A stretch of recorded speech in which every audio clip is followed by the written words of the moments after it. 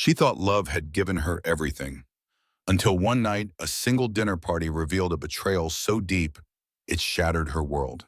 A pregnant wife, a powerful empire, and secrets no one was ever meant to uncover. But when the cameras start rolling and every move becomes a headline, survival turns into a dangerous game of truth versus power. What really happened the night she vanished, leaving only a letter behind? Stay with me because the twists waiting ahead will leave you speechless. And if you crave more stories cloaked in mystery and betrayal, remember to like, comment, share, and subscribe so you never miss the darkness just beneath the surface. Victoria Sterling stood outside the penthouse suite at the Ritz-Carlton, her hand resting protectively on her 7-month pregnant belly. February 14th, their 5th wedding anniversary. The weight of the surprise she'd planned for weeks pressed against her chest like a secret about to burst free. She'd coordinated everything perfectly with Marcus's assistant, ensuring his schedule was clear, arranging for their favorite restaurant to cater an intimate dinner in the suite she'd booked months in advance. The champagne in her hand was non-alcoholic, though Marcus wouldn't notice. He rarely noticed details about her anymore, too consumed with Sterling Capital's latest acquisition or the overnight futures from Tokyo. But tonight would be different. Tonight would remind him of the woman he'd fallen in love with before the billions, before the power plays, before their marriage became another line item on his spreadsheet of assets. "Mrs. Sterling," the hotel manager greeted her with practiced warmth as she approached the door. "Everything has been arranged exactly as you requested. The catering staff finished setting up 20 minutes ago."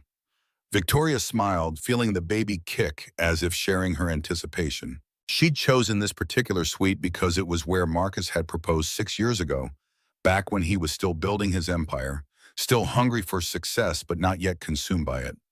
The memory of that night, of his nervousness as he dropped to one knee, seemed like something from another lifetime. She turned the key card, pushed open the heavy door, and stepped into a scene that would shatter not just her marriage, but every carefully constructed illusion she'd maintained about her life. Marcus was there, but not alone. He reclined on the cream leather sofa, his $2,000 shirt unbuttoned, laughing at something on his phone, while Scarlett Devine traced her manicured fingers along his chest. Scarlett, the Instagram model whose face adorned billboards across Seattle, whose 15 million followers hung on every posted photo and story.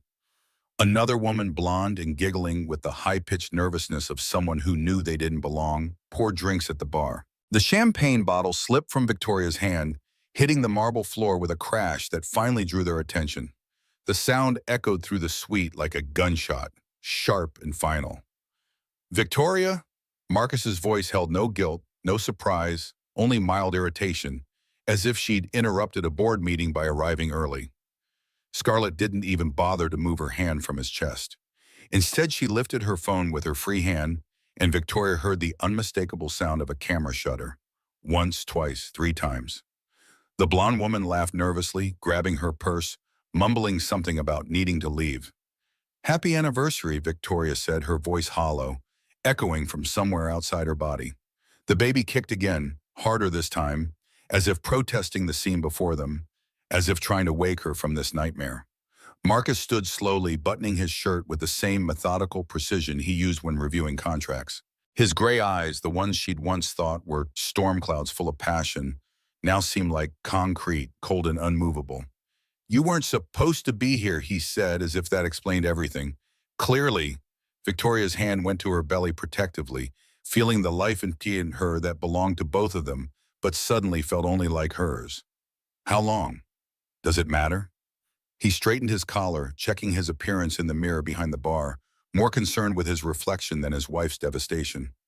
Scarlett rose gracefully, her red dress clinging to her model figure in ways that made Victoria suddenly aware of her swollen ankles, her pregnancy weight, the stretch marks hidden beneath her black dress. "We should go, Marcus. This is awkward." But she didn't lower her phone. Victoria could see herself reflected in the screen, looking pale and shattered, her hand on her pregnant belly, the very picture of a scorned wife. Content for millions of followers to dissect and mock. She could already imagine the hashtags, the memes, the think pieces about women who couldn't keep their men satisfied. I'll have Richard call you about the arrangements, Marcus said to Victoria, referring to his attorney as casually as if discussing a dinner reservation that needed to be canceled. Arrangements? Victoria's voice cracked on the word. For the divorce, obviously. He picked up his Italian leather jacket from the chair, slipping it on with practiced ease. This has been coming for a while, Victoria. Don't pretend you didn't know. The blonde woman had already slipped out the door, her heels clicking rapidly down the hallway. But Scarlett lingered, still recording, as if this was content too valuable to miss. Victoria wanted to scream, to throw something, to make them both hurt, the way her heart was shattering into pieces too small to ever reassemble. But she just stood there, feeling the weight of her pregnancy, the weight of 5 years of marriage dissolving in a hotel room that smelled like expensive perfume and betrayal. I'm 7 months pregnant with your child, Victoria said quietly, the words feeling like stones in her mouth. Marcus paused at the door, his hand on the handle. My attorneys will be in touch about custody arrangements. I'd suggest you find representation.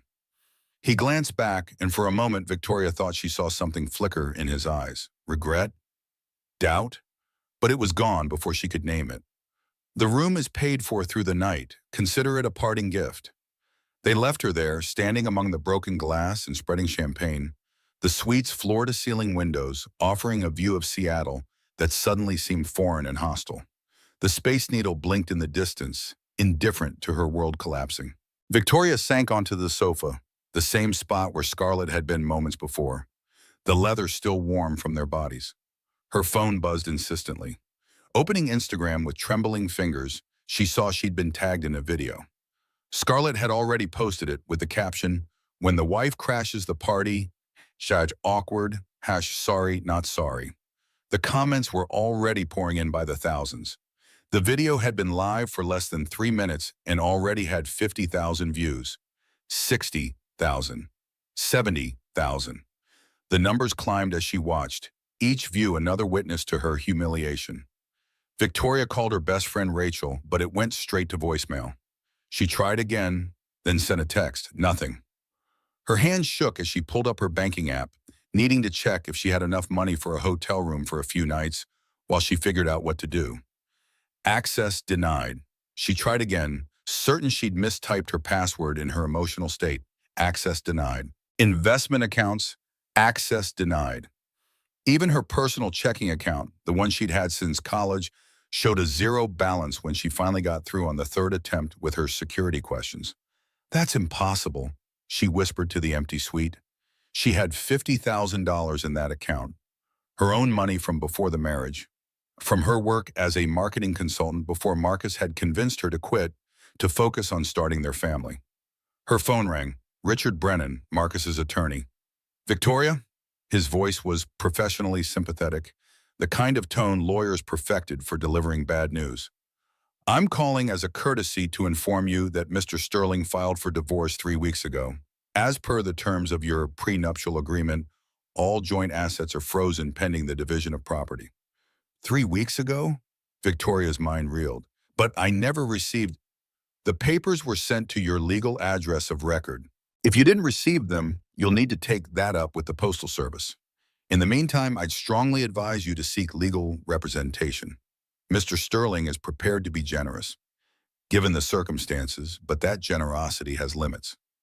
Generous? He's frozen all my accounts.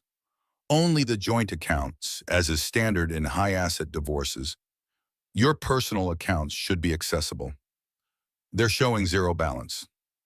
There was a pause. That's a matter you'll need to discuss with your bank. I'm sure it's a misunderstanding. Good evening, Victoria. He hung up before she could respond. The Uber driver kept glancing at Victoria in the rearview mirror as they drove through Queen Anne toward the Sterling mansion. She could see the recognition in his eyes, the way he kept looking from her to his phone mounted on the dashboard. He'd probably seen the video, now trending at #1 on social media. The pregnant wife catching her billionaire husband with a model. The stuff of tabloid dreams and Twitter threads. Ma'am, are you sure this is the right address? The driver asked as they pulled up to the gated entrance. Victoria saw immediately what he meant. The familiar keypad had been replaced with a biometric scanner she didn't recognize. The security guard who usually waved her through, Tom, who knew her coffee order and asked about her pregnancy at every opportunity, was gone. In his place stood someone she'd never seen before, young and stern-faced. "Mrs. Sterling?" The new guard's voice through the intercom was professionally cold. "I'm afraid you are no longer authorized to enter the property. This is my home. I live here. Mr. Sterling has instructed us that you no longer have access. Your belongings have been placed in storage unit 47 at Secure Space on Mercer Street. The key and information have been sent to your attorney." "I don't have an attorney." "Then I suggest you retain one, ma'am. Please leave the premises or I'll have to call the police." The words hit her like physical blows. The police. At her own home. The home where she'd spent 3 months designing the nursery, where she'd painted the walls soft yellow because they didn't want to know the baby's gender, where just last week she'd assembled the crib while Marcus was in Tokyo. "Ma'am, should I take you somewhere else?" the Uber driver asked, his voice gentle now, the judgment replaced with something like pity. Victoria's mind raced through options. "Take me to Rachel Morrison's house, please, 1523 Bellevue Way." But when they arrived at Rachel's colonial-style house in Bellevue, the house where Victoria had spent countless wine nights before her pregnancy, where she'd been maid of honor at Rachel's wedding just 2 years ago, her heart sank. Rachel's husband Tom stood in the doorway, his arms crossed like a bouncer at a club, where Victoria was no longer on the list. Rachel appeared behind him, her face stricken, eyes red as if she'd been crying. "Victoria, I'm so sorry," Rachel began, but Tom cut her off with a sharp gesture. "She can't stay here," Tom said flatly. "Marcus is my business partner. We're in the middle of a merger worth $200 million. I can't afford to take sides." "Take sides?" Victoria stared at them in disbelief. "I'm not asking you to take sides. I'm asking for a place to sleep for one night." "Rachel, please, you are my best friend." "Were," Tom corrected coldly. "Past tense. Business is business, Victoria. You should understand that better than anyone. You married into it, after all." "Tom," Rachel protested weakly, but he grabbed her arm, pulling her back into the house.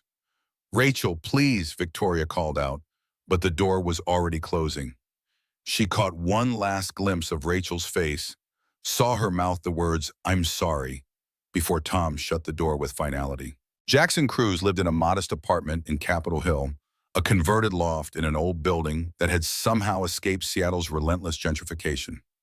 When Victoria appeared at his door at nearly midnight, soaked from the Seattle rain that had started during her Uber ride, carrying nothing but her purse, he didn't ask questions.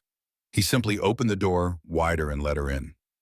"Vic," he said softly, using the nickname only he had ever called her, a remnant from their time together at the University of Washington, before Marcus Sterling had appeared with his promises and his portfolios. "I saw the news." "It's all lies," Victoria said, then stopped, correcting herself. "No, that's not true. The affair is real. But everything else, everything Diana Sterling is saying on her network?" "I know." Jackson helped her out of her soaked coat, hanging it carefully by the door. He grabbed a towel from the bathroom, handing it to her for her hair. "Diana Sterling's reputation for character assassination is legendary. She's destroyed 3 senators and at least 2 federal judges who got in her family's way. Coffee or tea?" "Tea, please, decaf." Victoria touched her belly, feeling the baby move, a reminder that her decisions affected more than just herself now. "Jackson, he took everything. The house, the money, even my father's estate. I have nothing left." Jackson's jaw tightened as he put the kettle on. He'd aged well in the 5 years since she'd chosen Marcus over him, his dark hair now touched with silver at the temples, making him look distinguished rather than old. The FBI had been good to him, or perhaps it was the other way around.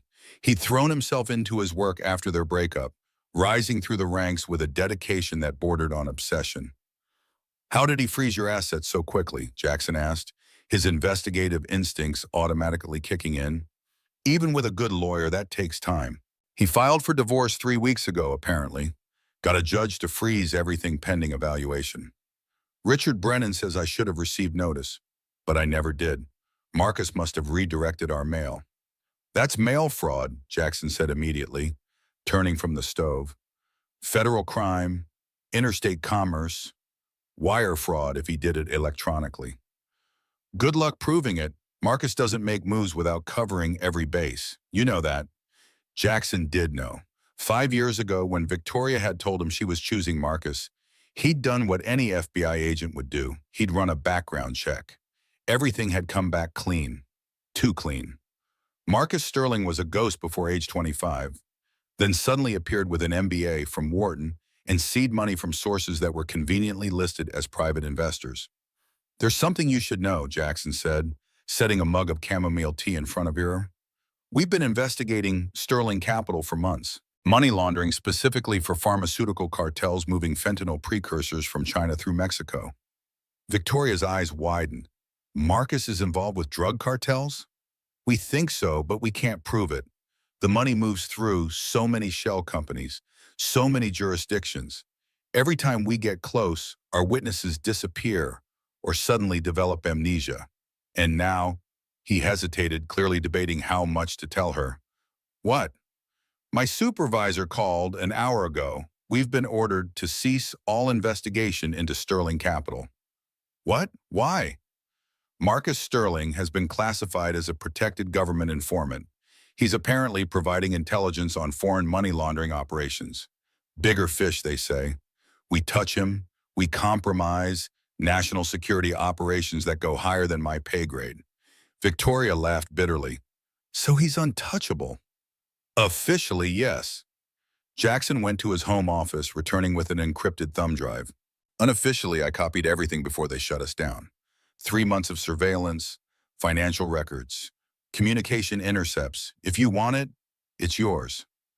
The thumb drive sat between them on the coffee table, small and innocuous, but Victoria knew it represented Jackson risking everything: his career, his pension, possibly his freedom. "Why would you do that for me?" she asked quietly. "Because I know you," Jackson said simply.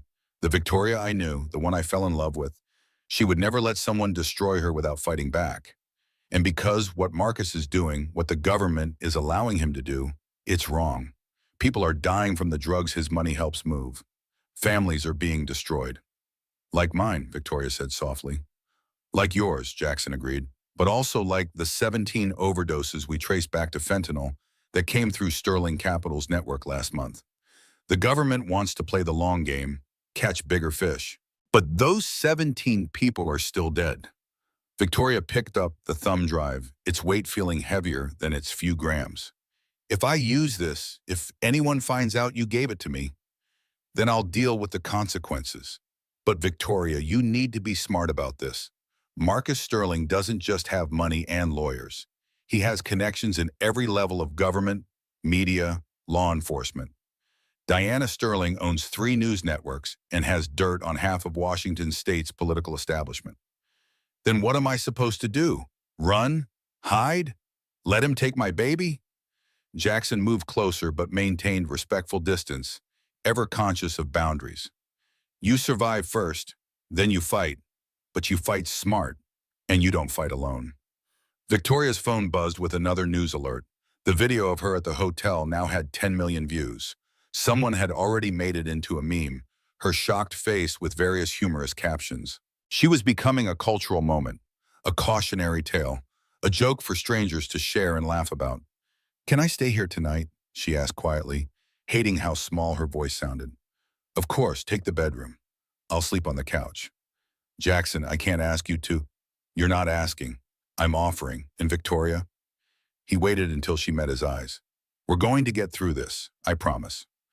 As Victoria lay in Jackson's bed, surrounded by the familiar scent of his cologne, the same brand he'd worn in college, she thought about choices and consequences. 5 years ago, she'd chosen wealth and excitement over steady, dependable love. She'd chosen Marcus's promises over Jackson's certainties. Now she was pregnant, penniless, and homeless, while Jackson was risking everything he'd built to help her. The baby kicked, reminding her that her choices now affected more than just herself. She pressed her hand to her belly and made a promise to her unborn child. They would survive this. They would more than survive. They would win. 3 weeks passed in a blur of failed attempts and closed doors. Victoria had left Jackson's apartment after his supervisor had sent him a formal warning about harboring individuals involved in ongoing domestic disputes that could compromise federal investigations. The threat was clear: help Victoria and lose everything. She'd pawned her wedding ring and jewelry at 3 different shops to avoid suspicion, gathering enough cash to buy a beat-up Honda Civic from a Craigslist seller who didn't ask questions. The car became her home, parked in different locations each night to avoid security guards and police. 8 months pregnant now, every movement was an effort. Her back ached constantly. Her feet were so swollen she could barely wear shoes. And the Braxton Hicks contractions had started, each one making her panic that the baby was coming too soon. She'd spent these weeks trying to find legal representation, but every lawyer she approached suddenly became unavailable after learning who opposing counsel was. Marcus had hired Brennan, Kowalski, and Associates, known throughout Seattle as the firm that didn't just win cases, they destroyed opponents. "I'm sorry," the latest lawyer, a young woman who'd initially seemed sympathetic, said over the phone. "I've just realized I have a conflict of interest." "What conflict?" Victoria pressed, though she already knew the answer. "I can't discuss it. I wish you the best of luck, Miss Sterling." Miss Sterling. She wasn't even trying to reclaim her maiden name yet, and already the world was erasing her marriage, her history, her very existence as Marcus Sterling's wife. The cramping started while she was parked at a rest stop on Interstate 90, trying to sleep in the reclined driver's seat. Not contractions, she told herself, just stress. But when she felt wetness and looked down to see blood staining her maternity jeans, panic overrode everything else. The emergency room at Harborview Medical Center was crowded with the usual Saturday night chaos. Drunk college students, a man holding a bloody towel to his head, a woman arguing with the triage nurse about wait times. But they took Victoria immediately when they saw she was pregnant and bleeding. "When did the bleeding start?" the doctor asked. She was young, probably a resident, with kind eyes behind wire-rimmed glasses. "About an hour ago," Victoria managed through her fear. "Please, is my baby okay?" The doctor, her badge read Dr. Charles Bennett, began an examination, her face professionally neutral. "The baby's heartbeat is strong, but you're showing signs of severe stress. When was the last time you had a proper meal? A good night's sleep?" Before Victoria could answer, she heard a familiar voice in the hallway, one that made her blood freeze. "Where is my wife?" Marcus entered the room like he owned it, which in a way he probably did. The Sterling family had donated millions to this hospital. Their name was on 2 wings. Behind him came 2 men in expensive suits and a woman with a clipboard. "Hello, darling," Marcus said, his voice dripping with false concern. "We've been so worried about you." "Get out," Victoria said, trying to sit up despite Dr. Charles Bennett's gentle restraining hand. "I'm afraid I can't do that." The woman with the clipboard stepped forward, her voice crisp and professional. "I'm Dr. Patricia Hoffman, court-appointed psychiatrist. Mr. Sterling has filed for an emergency psychiatric hold based on concerns about your mental state and the welfare of your unborn child." "This is insane. I'm not mentally ill."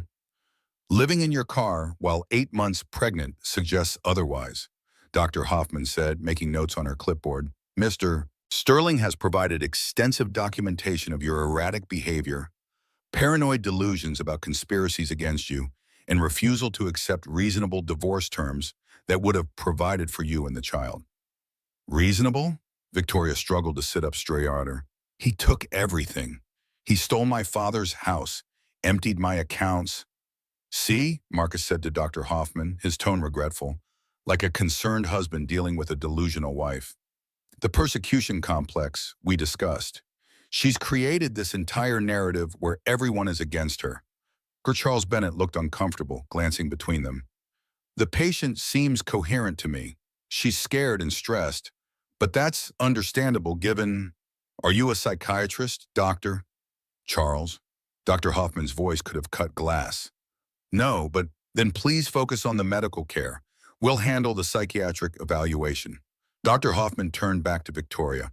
"Mrs. Sterling, we're trying to help you. Your husband has graciously offered to ensure you receive the best care at Cascade Behavioral Health Center." Victoria knew that name. It was a private psychiatric facility in the mountains, the kind of place where wealthy families sent embarrassing relatives to disappear. Once she was there, Marcus would have complete control. He could declare her incompetent, take full custody of the baby, and she'd never see her child again. "I need to use the restroom," Victoria said suddenly. "Someone should accompany her," Dr. Hoffman said immediately. "I'll go," Dr. Charles Bennett said quickly. "Hospital policy for fall risks." In the bathroom, Dr. Charles Bennett grabbed Victoria's arm gently but urgently. "Listen to me. I know who you are. I saw the real video, not the edited version they're showing on Sterling News. My sister went through something similar with her ex-husband. Psychiatric hold to steal custody. Can they really do this?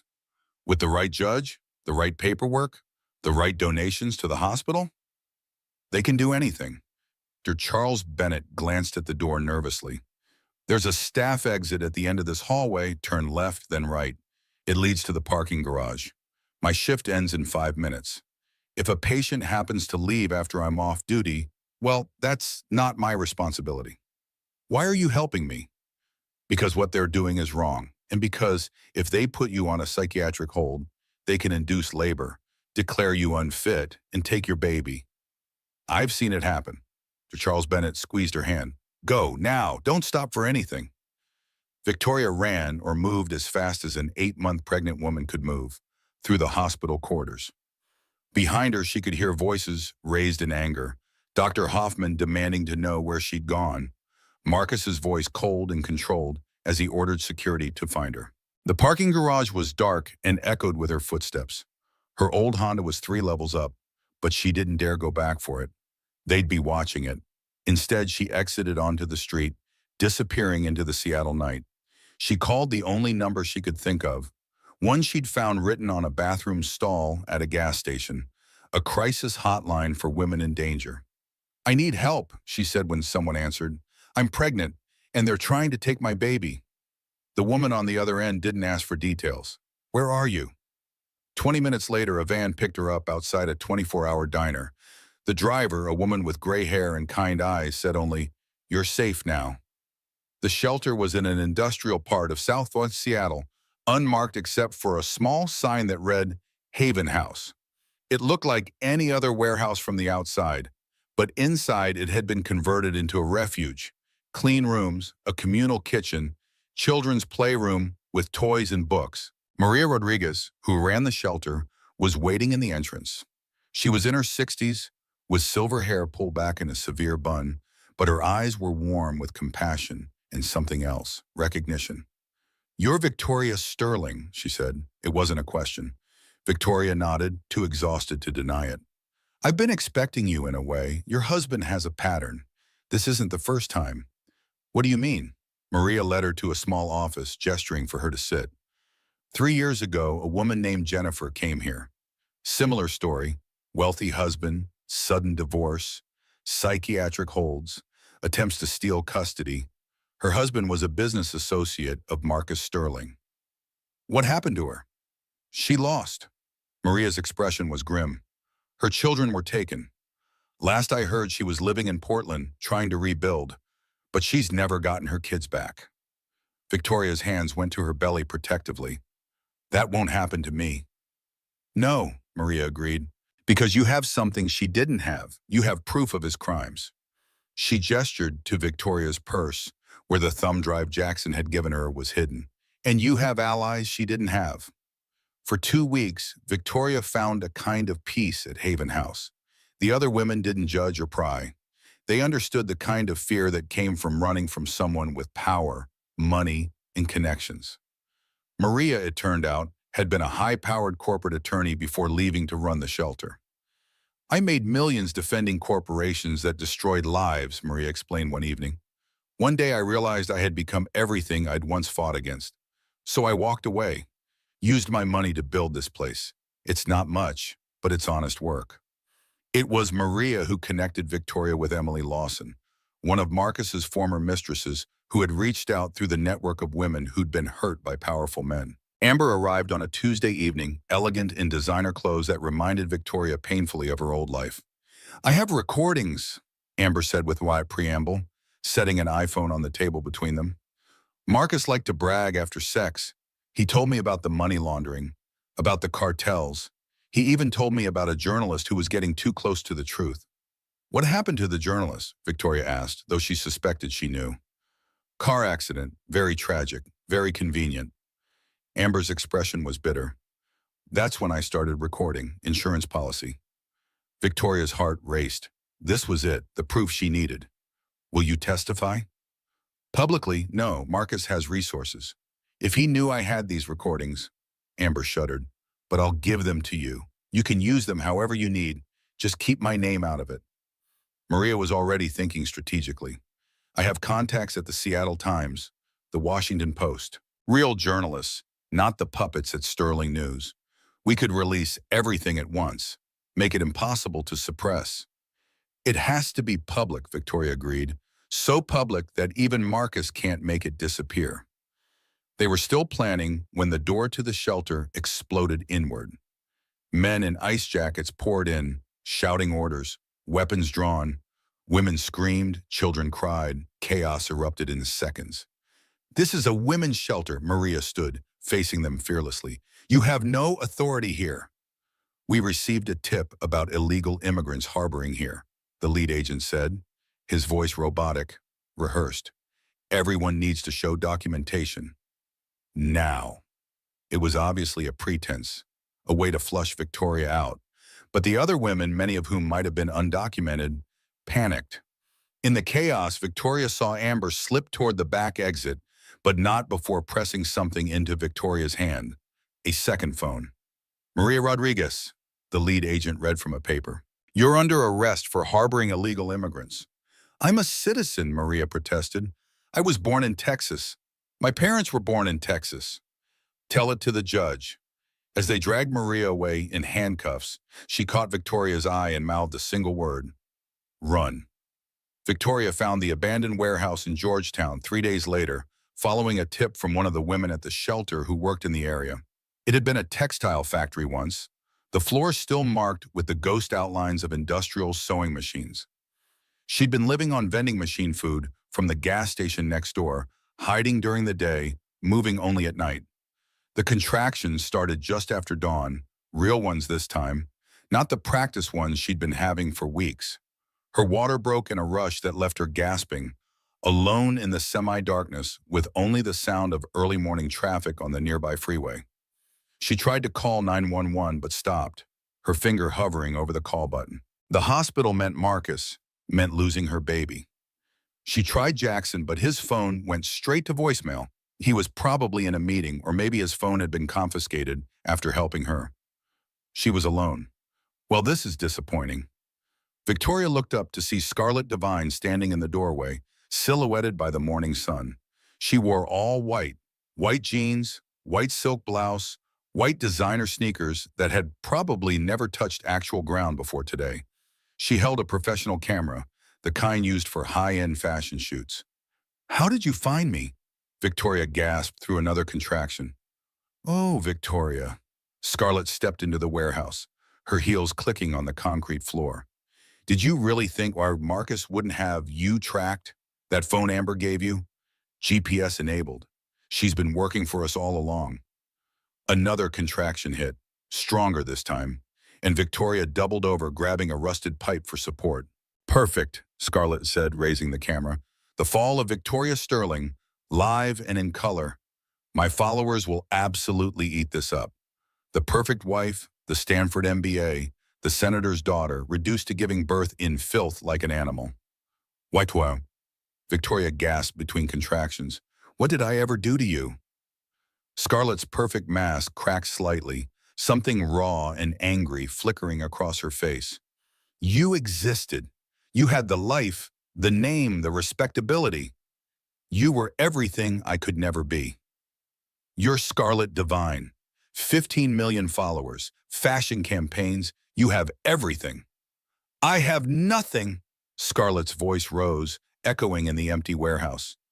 Do you know what I actually am to him? What I've always been. His mistress. His sister.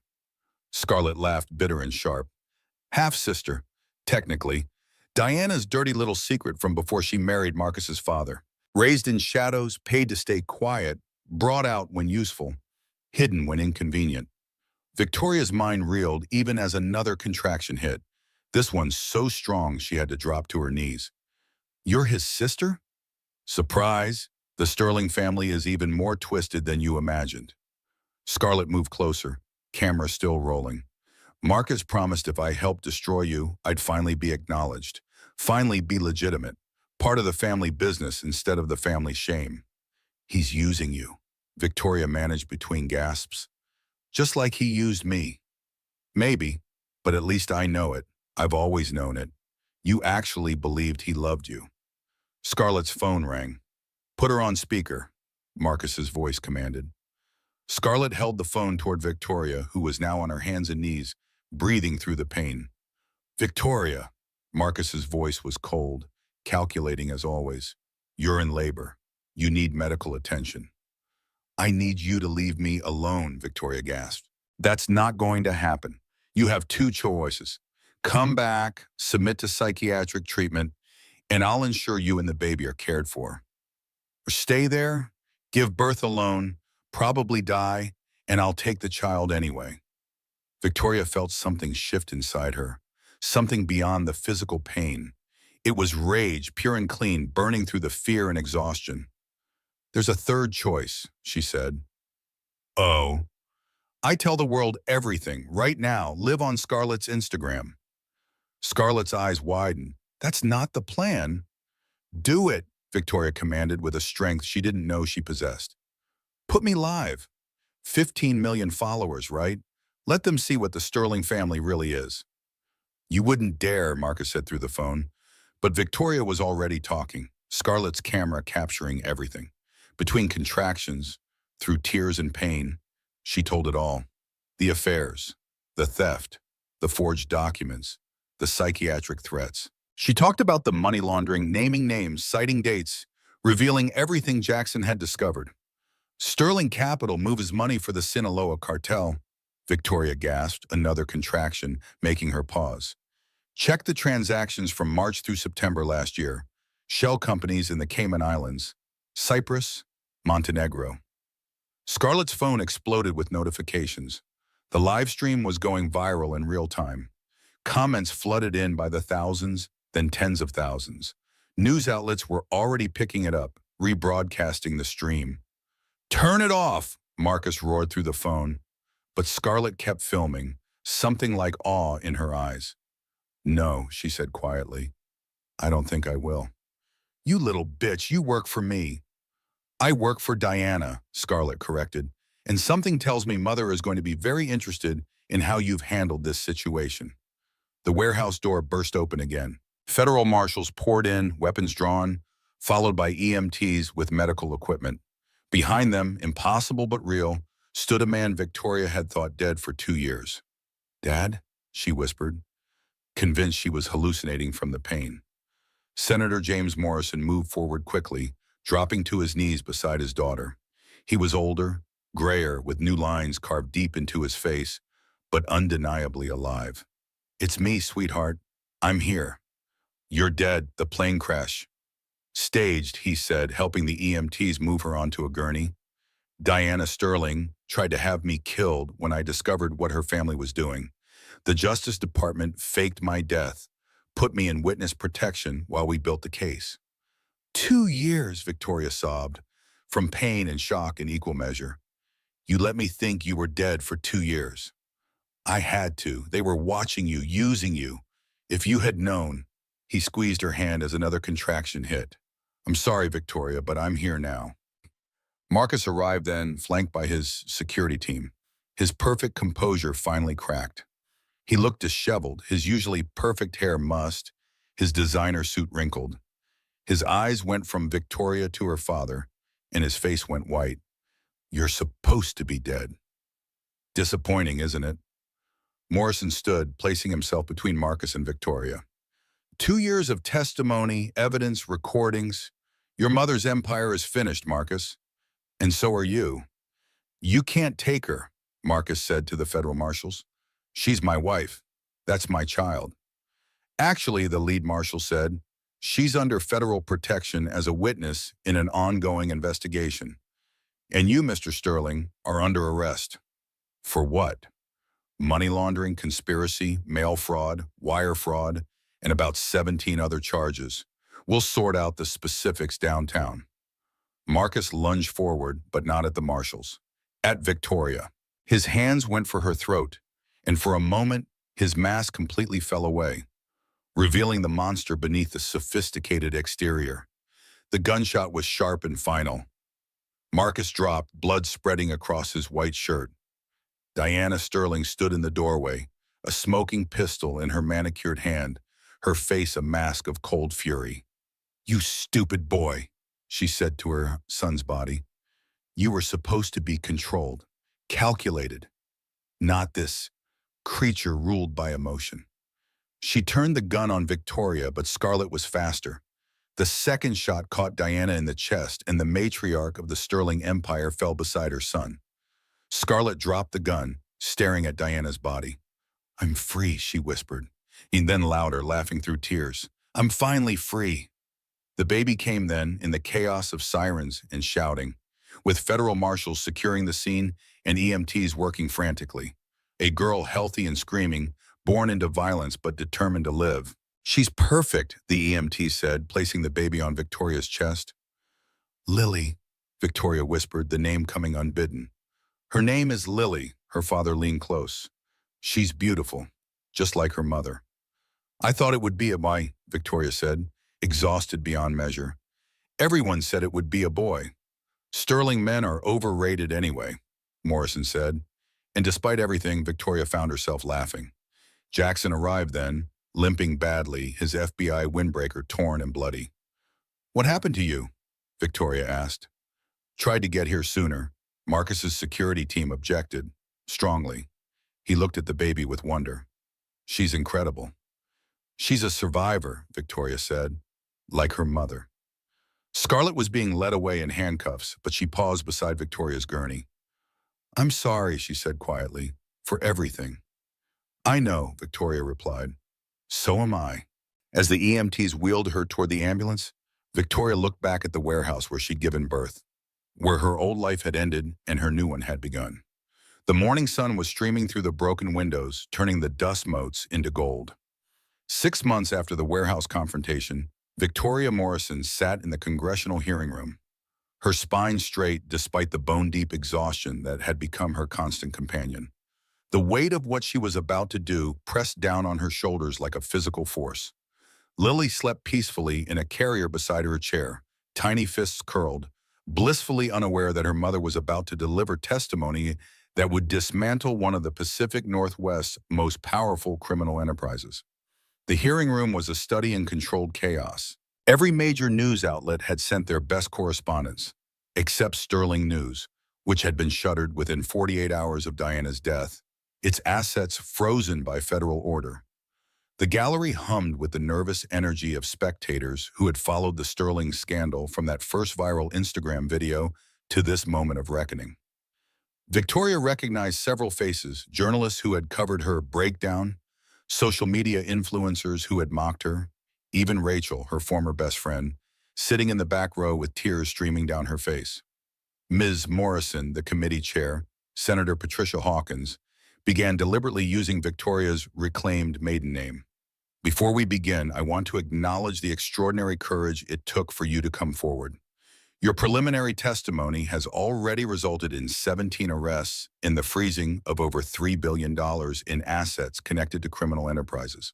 Victoria adjusted the microphone with steady hands, though her heart raced.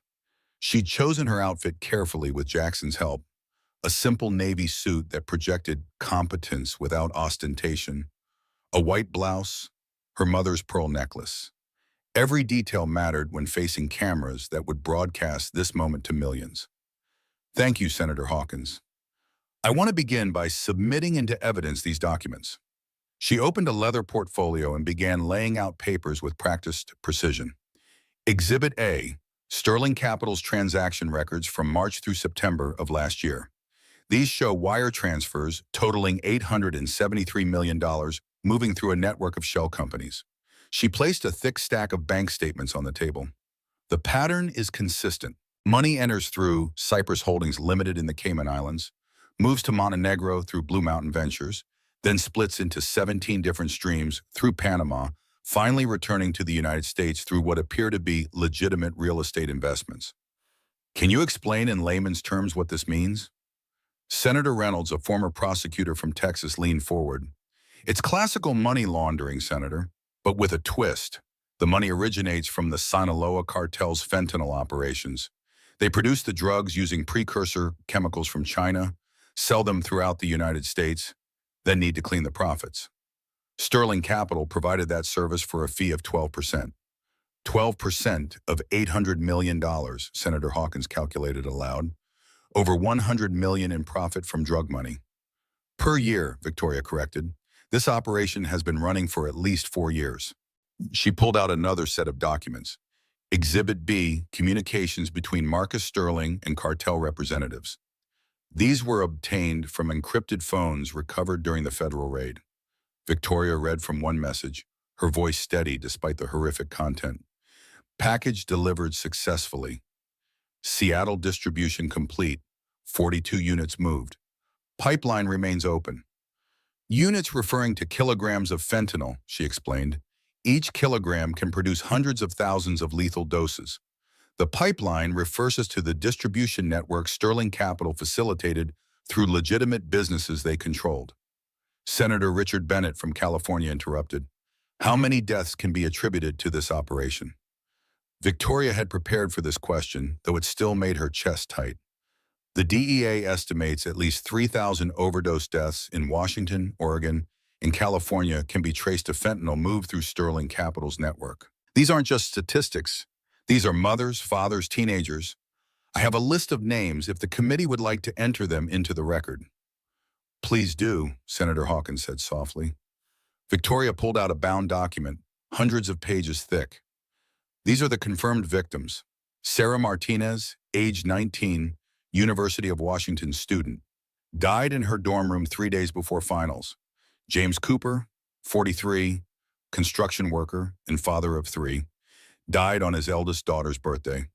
Rebecca Thompson, 26, elementary school teacher, died in her classroom after school, found by the janitor. She continued reading names for 5 full minutes, the hearing room growing progressively quieter with each one. When she finished, several committee members were wiping their eyes. But the drug money was just one revenue stream, Victoria continued, moving to her next set of evidence. Exhibit C, documentation of systematic extortion operations. She laid out photographs and documents. Sterling Capital identified vulnerable businesses, restaurants, dry cleaners, small hotels, owned by immigrant families. They would report these businesses to ICE for violations, real or fabricated. Then, while the owners were detained or deported, Sterling Associates would purchase the businesses for pennies on the dollar. This is monstrous, Senator Reynolds muttered. It was efficient, Victoria corrected coldly. They acquired 47 businesses this way, with a combined value of $200 million. They paid less than $8 million total. She pulled out a tablet, swiping to a video file. This is Marcus Sterling himself, recorded without his knowledge by someone I cannot name for their safety, discussing this strategy. Marcus's voice filled the hearing room, casual and cold. The beauty is, they can't fight back. They're either deported or too terrified to speak up.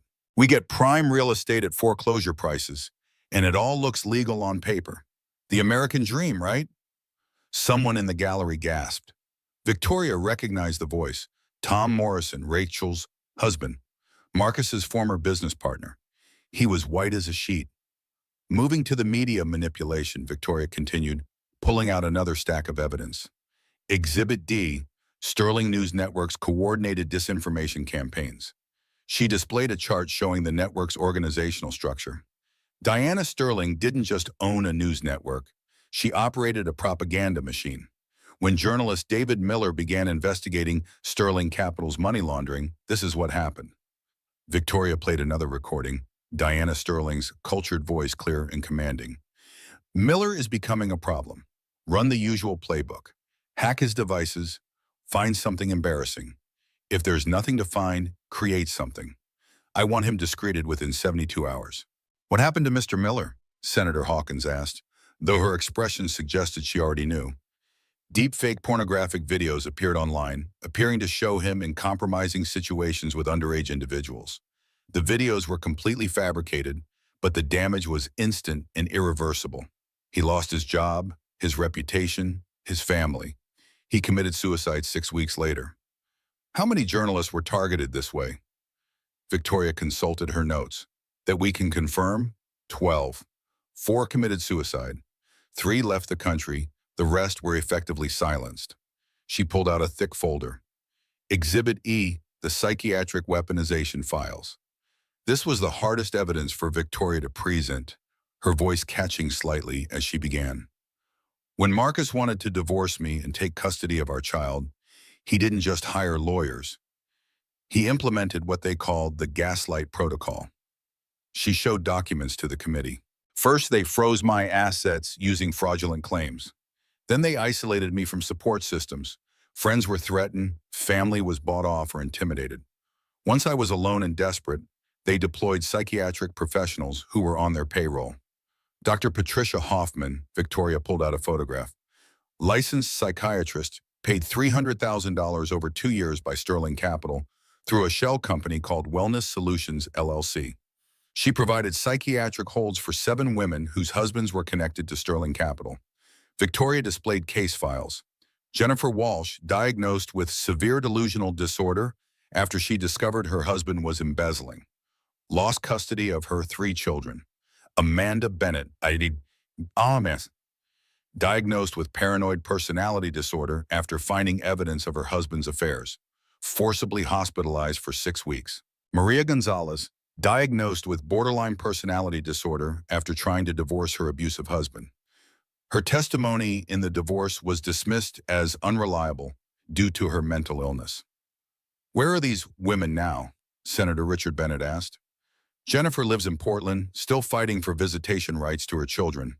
Amanda returned to Taiwan, unable to cope with the trauma. Maria, Victoria's voice broke slightly. Maria took her own life last year. Senator Reynolds looked furious. Are you saying licensed medical professionals were deliberately misdiagnosing women for money? I'm saying they were part of a systematic operation to use psychiatry as a weapon. Here's Dr. Hoffman's own notes from my case. Victoria read, subject displays resistance to treatment recommendations. Recommend immediate involuntary hold for safety of unborn child. Sterling family prepared to provide appropriate care post-delivery. They were going to take your baby. They were going to induce labor, declare me unfit, and give my child to Marcus. It was all planned, all legal on paper, all monstrous in reality. Victoria moved to her next exhibit, a series of police reports. Exhibit F, law enforcement corruption.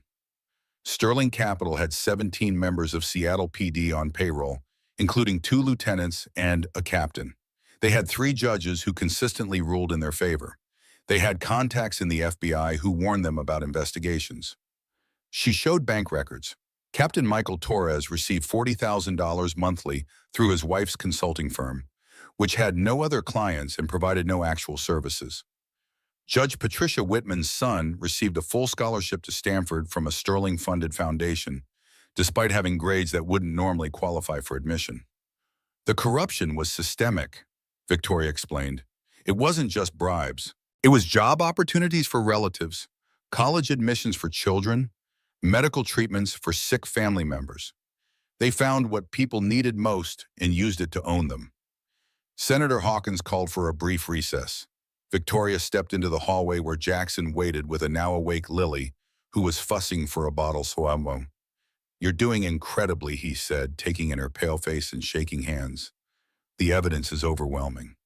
It has to be, Victoria replied, taking Lily and feeling instantly calmer as her daughter nestled against her. Marcus might be dead, but his network isn't. They're watching this, calculating whether they can survive it. Her father appeared, having watched from the gallery. The Attorney General just announced a task force, 50 agents, unlimited resources. This is going to bring down the entire network. How many more people are involved? Victoria asked, though she suspected she didn't want to know the answer. Based on what you've presented, at least 300 individuals across Washington, Oregon, and California. This is bigger than anyone imagined. When the hearing resumed, Victoria presented her final and most damaging evidence. Exhibit G, the murder files. The hearing room went completely silent. Marcus Sterling personally ordered or facilitated 11 murders that we can document. She laid out photographs and documents with clinical precision. David Miller, the journalist, driven to suicide through deliberate psychological torture. Michael Rodriguez, a DA who was investigating Sterling Capital, died in a car accident after his brakes were tampered with. Sarah Williams, Marcus's former assistant who knew too much, overdosed on fentanyl despite having no history of drug use. She showed forensic reports, phone records, payment authorizations. Each death was carefully planned to look accidental or self-inflicted. Each victim was someone who threatened the Sterling empire. Including your father? Senator Hawkins asked gently. Including my father. Victoria's voice was steady now. When Senator Morrison discovered the money laundering operation, Diana Sterling personally ordered his death. The plane crash that was supposed to kill him was caused by an explosive device. 3 innocent crew members died because Diana Sterling wanted my father silenced. She played one final recording, Diana's voice cold and matter-of-fact. Morrison knows too much. Make it look like mechanical failure. I don't care about collateral damage. This is why I'm here, Victoria said, looking directly at the committee. Not just for justice for myself or my daughter, but for David Miller's children who will never see their father again. For Maria Gonzalez's parents who buried their daughter. For the 3,000 families destroyed by Sterling drugs. For everyone who was silenced, disappeared, or destroyed because they stood in the way of profit. Senator Hawkins nodded slowly. Mr. Morrison, your evidence has provided enough material for potentially hundreds of prosecutions. Is there anything else you'd like to add to the official record? Victoria thought about everything she'd endured. The homelessness, the fear, giving birth in a warehouse while Scarlett filmed her humiliation. She thought about Maya, the little girl born from systematic abuse, now sleeping safely in a room Victoria had painted lavender. She thought about all the women still trapped in similar situations, afraid to speak up, afraid they wouldn't be believed. Yes, Senator, I want to say that what happened to me wasn't unique. Right now, across this country, women are being silenced through the same tactics. Their accounts are being frozen through fraudulent means. They're being diagnosed with mental illnesses they don't have. Their children are being stolen through corrupt custody battles. The Sterling Empire was just one tentacle of a much larger monster. She looked directly at the main camera, knowing her words would be broadcast to millions. If you're watching this and you're trapped in a similar situation, you are not crazy. You're not alone. Document everything. Find allies. And know that the truth, properly presented, properly protected, can bring down even the most powerful abusers. Thank you, Ms. Morrison, Senator Hawkins said formally. This committee moves to recommend immediate criminal prosecution of all individuals identified in this testimony, immediate reform of psychiatric hold procedures, and a comprehensive investigation into similar operations nationwide. The vote was unanimous. As Victoria left the hearing room, holding Lily close, she was surrounded by reporters. But she noticed the other people more. Women who caught her eye and nodded, men who looked ashamed, investigators taking notes. Each one represented another story, another potential case, another life that might be saved because she had chosen to speak. Jackson appeared beside her, creating a protective barrier against the crowd. Ready to go home? Almost, Victoria said. She turned to face the main camera crew. Truth Forward Media launches next month. We'll be investigating cases like mine, giving voice to the silenced. If you need help, reach out. She gave the website address, then walked away, her daughter in her arms, her truth delivered. Her war against the Sterling Empire won, but her larger battle against all such empires just beginning. The evidence she'd presented would result in 317 arrests over the next year. 43 businesses would be returned to their rightful owners. 12 women would regain custody of their children. And Sterling Capital's victims would share $900 million in restitution.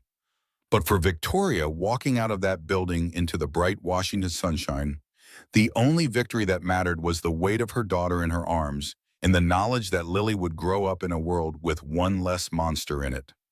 The letter from Scarlett arrived at Victoria's new house in Tacoma 3 months after the congressional hearings. Victoria had chosen Tacoma deliberately, close enough to Seattle for the legal proceedings that still demanded her attention, far enough to feel like a fresh start. She read it while Lily napped, sitting in the nursery she'd painted sage green, a color that felt hopeful without being naive. Victoria, the letter began in Scarlett's distinctive handwriting, I don't expect forgiveness. I don't even expect understanding. But I need you to know the truth about something. I have a daughter, she's 3 years old. Her name is Maya. Marcus is her father. It started when I was 17. Diana brought me to Marcus, told him I was his half-sister, told him to teach me the family business. The teaching went beyond business. Diana knew. She arranged it. She said it would bind us all closer, make me truly part of the family. Maya has been with nannies since birth, hidden like I was. I've seen her only in photographs. Diana said she would be raised as a sterling, but only if I proved my loyalty.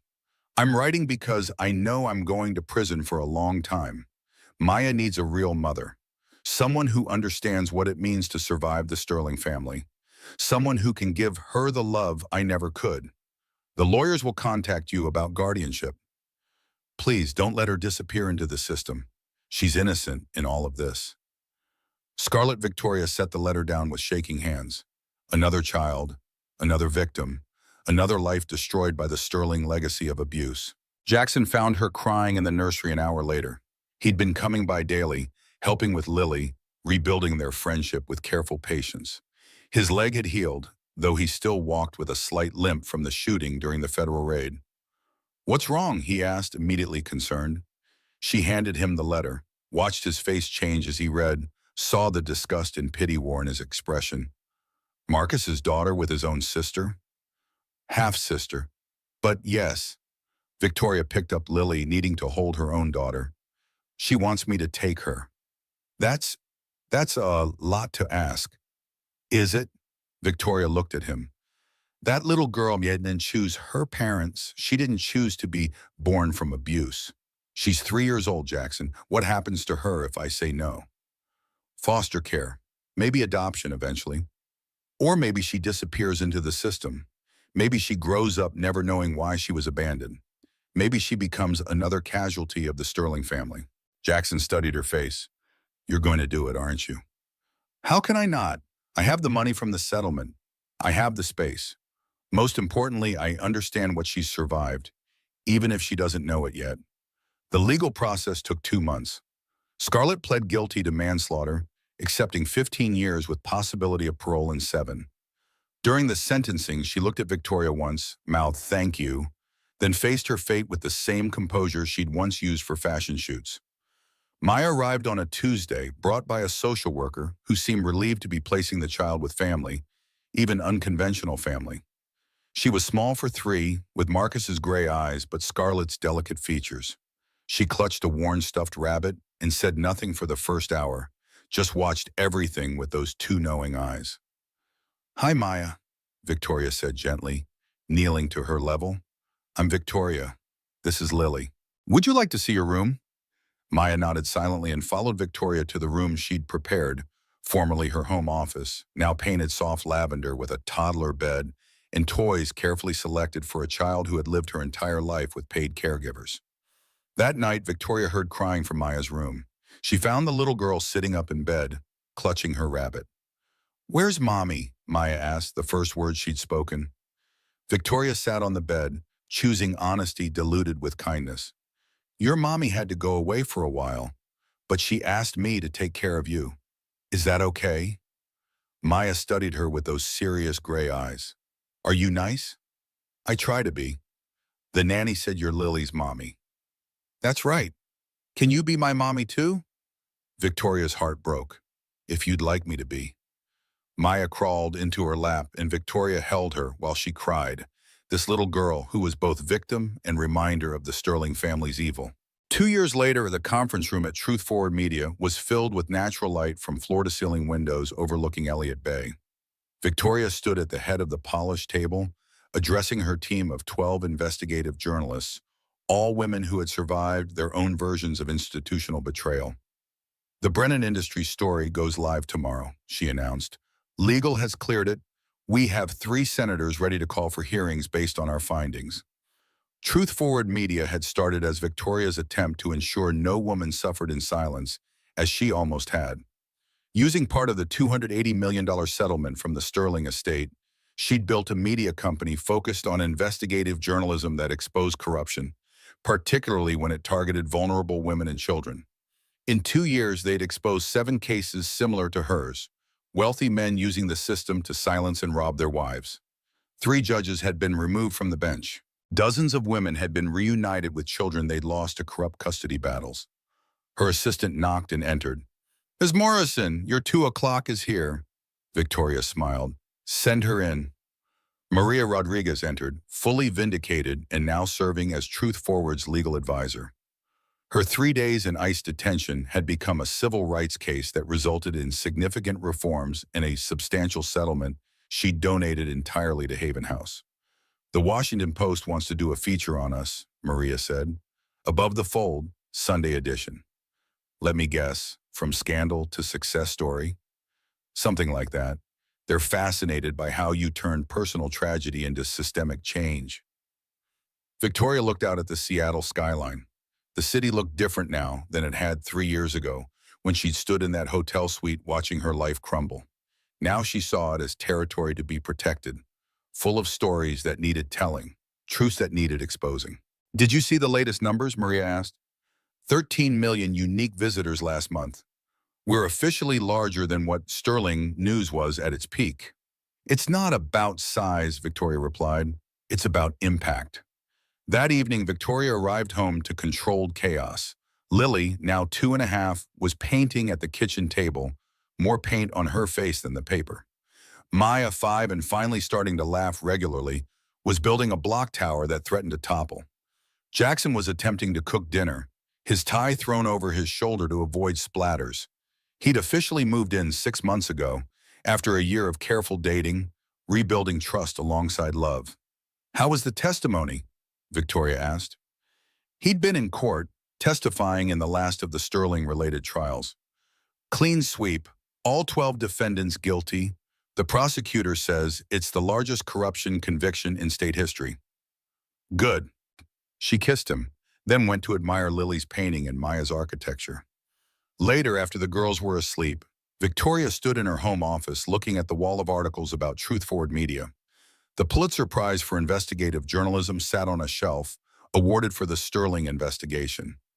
Next to it was a photo from the congressional hearing and a framed letter from a woman in Texas whose children had been returned after Truth Forward exposed judicial corruption in her custody case. But the item she treasured most was simple, a crayon drawing from Maya that said, "My family," with stick figures representing all of them, even Jackson with his cane.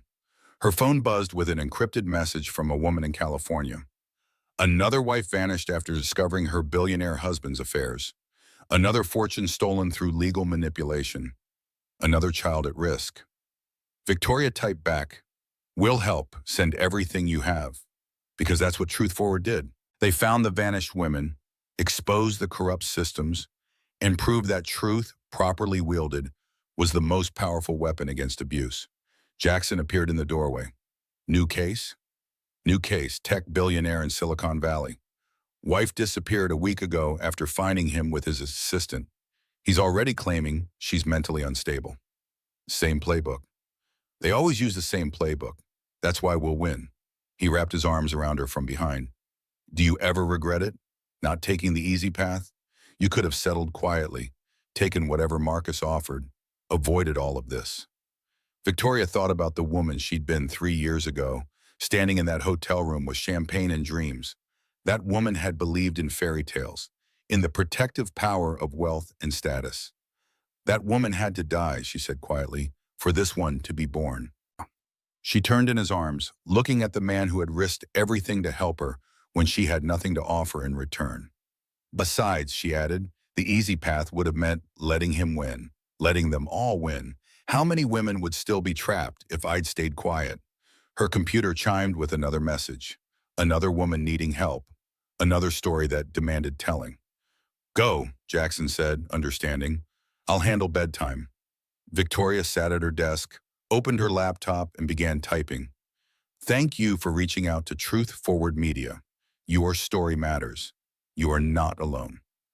Outside, Seattle glittered in the darkness, the same city where she'd lost everything and found herself, where she'd discovered that sometimes vanishing wasn't about disappearing.